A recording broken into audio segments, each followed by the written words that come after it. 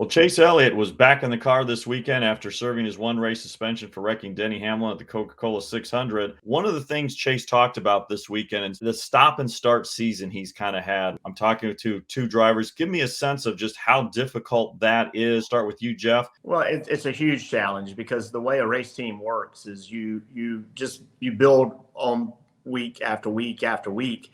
You run a race and you go back and you talk and you apply all the tools that you have, but then you do it again, and then you do it again, and then you do it again. And, the year is a collection of all those races, but it's the experience that you gain in those races that simulation and data and all that doesn't provide. You have to actually get out there and do it. And so while your competition is building those blocks and continue to make themselves better and making adjustments, you're sitting at home and other people are driving your car. And believe it or not, drivers aren't robots. They all drive different. They all have a different feel. They all want something unique to themselves.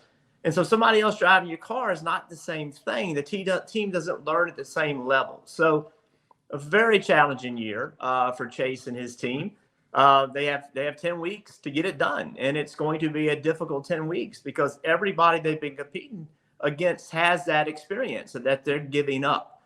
Can they do it? Yeah, they can do it. But it will be a bigger challenge for them to get it done versus some others. Yeah, and I'll go to again on Nate Ryan's podcast on NBC, we spoke about the same thing. And you look at an NFL player, an NBA player, a golfer. These guys are in incredible shape physically, but there is such thing as playing shape. And that's what Chase is not in. He's not in playing shape. Everybody that has run every race, they're in playing shape. They're in that rhythm. They know Monday morning what it's going to feel like. They know Sunday night what it's going to feel like. They get in the rhythm of driving the car physically, experiencing the car, feeling the car. And when you miss 5 or 6 weeks, and then you come back for 2 or 3 weeks, and then you miss another week, it is that stop and start. And it's not a good place to be. And you feel like you're behind. And then you try to press and you're trying to catch up. I had to set out some races in 91 or 92. And the rest of the year, walking into the garage area, I felt like I was behind everybody else in the garage area because they had that extra 3 or 4 months of racing that I didn't have that year. And that's a mental side of it. That's the mental side. As Jeff talked about somebody else driving your car. That's a mental side of it too. So it's a tough year for Chase physically. To get in that rhythm, but it's a tough place for him to be mentally because I believe that suspension absolutely put them in a must win. We don't need to be talking points with Chase anymore. I don't believe that they've got to go out and win a race. So they've got a 10-race season to make the playoffs.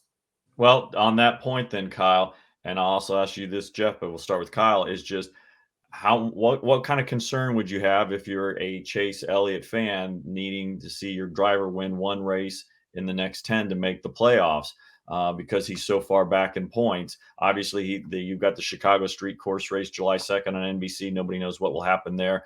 You've got Watkins Glen Indy Road Course. We know how good Chase can be on the road courses. There's still Atlanta where he's won at, and also Daytona. So there's a lot of good tracks up there for him. But how do you, Kyle, how would you feel if you're a Chase Elliott fan right now? What's your confidence level that he makes the playoffs?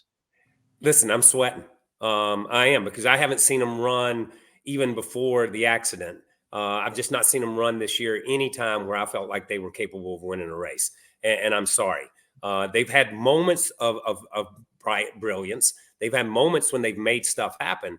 But, I go back to yesterday.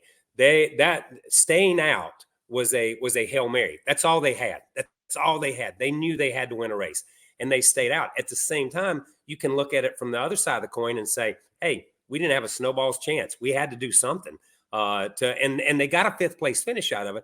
But a 5th place finish and a sack of quarters is not going to get you anything as far as making the playoffs. It's just not going to get you there this year. So I look at it and I'm concerned. There are wild cards in this mix. There are wild cards. And we can talk Chase Elliott being a great road racer. But if we go back to this car in last year, and we spoke about it before, that yes, the level of play has gone up on every team. Chase was not phenomenal in this car on the road course last year. I think he averaged 9th place finishes almost everywhere we went on the road course. So when we talk Chase as a road course driver, we're talking 2 or 3 years ago.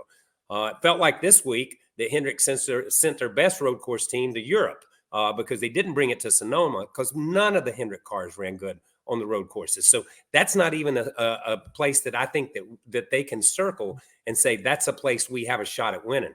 I think that's a place that they have to look at and say, we've got to put our best effort in these last 10 races, week in and week out. We've got to bring our best stuff to the racetrack, and we've got to make something happen.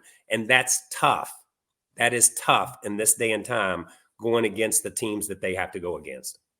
Yeah, they're late to the party in developing a rhythm. They're late to the party in developing a sync about how their races are going.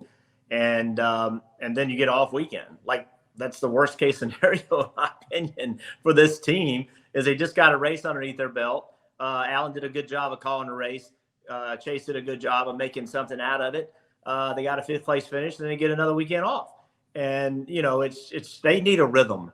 And with 10 races left, there's not a lot of time to build on that rhythm.